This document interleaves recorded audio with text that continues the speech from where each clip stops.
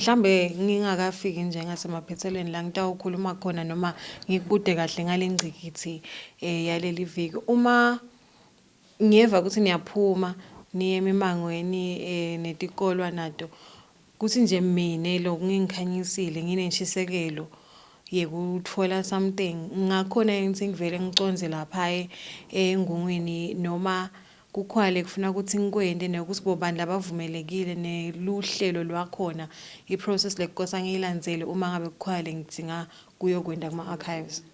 Siyabonga Nkosi. Ngifuna kwendlula nje kancane la kutheni kuleti hlangothi tethu njengokusho nje uyeva ukuthi siyaphuma siye ngaphandle. Kuleti hlangothi tethu ngicabanga ukuthi angakakhulumi ngeluhlangothi ambe ngesilungu indigenous knowledge. Okay.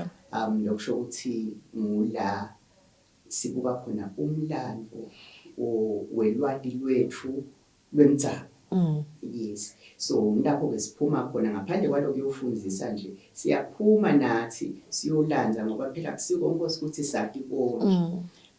Lolwati lutindele emimangweni sifike sihlale phansi sikhulumisane nalabo lesingakhulumisana nabo sendlule siye kulomunye sendlule siye kulomunye ngoba phela utawukhumbula ukuthi umlando wethu lomnene ungakabhalwa phansi vele kulabantu futhi ke lokuqhubeka isikhathi nje labaningi sebashiya so sigijimile ke nje lamalanga sisenkwe uthi awubuye lo mlando nasibuya nalawo ma recordings sesiyabhala ke ukuthi nase ufika ke wena utakhanza nangabe ufuna kuyolalela utawulalela nangabe ufuna lokubhaliwe utakuthola lokho besekubhaliwe. Kude Nkosi lesingathi udzinga ukuthi ukwende udzinga nje ukuthi ube nalenshisekelo ukuthi hawu yathi mina ngisafuna kwathi ukuthi live lakithi kumbe kutempilo lifike lana nje iqhamukaphi ekwentekani 1947 kulohlangothi lwetempilo uyasukuma ude ebhangele temlandvo utawufike sekunikete ibhuku ukuthi emafayila lesinawo emlandvo wena ke usho inshisekelo yakho kumbe ingala tempilo ubuke ke lohambelana nalo qwaningo lakho lofuna ukwenda ubuke ukuthi aseningiphe nalifayila nali ngiphe nali sihambe thina le la sibeka khona info tahulumende sivule sibuye sikunike ucwaninge awubhadalile uthokoze.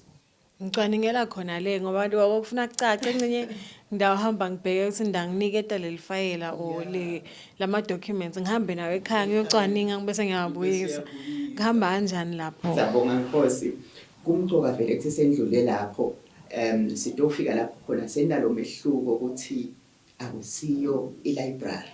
Ngiko nje nangale nangikhuluma ngale library esinayo lapha ngitsite special library. Okay. I-library siba nemakhadi afika umuntu loyocwaninga aboleke ahambe imalanga noma amabili abuye nencwadi ngala ebhange letemlando uhlala phansi ucwaninge siyavula nje kuseni 8:30 so khona wena uhlala phansi siyawuze siyovala 3:30 sesiyadibutha ke into tethu sitibuyisela le makhadeni la sitibeka khona